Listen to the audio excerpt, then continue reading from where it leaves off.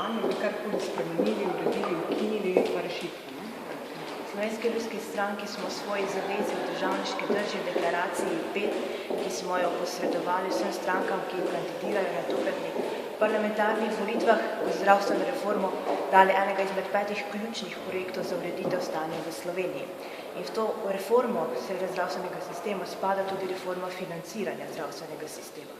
Ampak po našem prepričanju je potrebno prej dogovoriti košarico dobrin, urediti sistem alternativnega zdravljenja, mrežo in šele na to potem lahko urejamo tudi sistem financiranja zdravstva. Skratka, zdaj ne morete reči, ste za Vzajemno ne ostane tudi kot je pa Adriatic in Zavarovalnica Triglav, ali bi vse malo spremenili? Mi se strinjamo, da obstoječi sistem ni v redu, že neka logika pove, da imamo na eni strani javno blagajno, ki se koplje velikih minusih v izgubah in na drugi strani zavarovalnice, ki imajo dobiček, da ta sistem enostavno ni tako dober, kot bi moral biti. Ne bo pa to vaša prioriteta, ampak bodo prioritete druge na zdravstvu.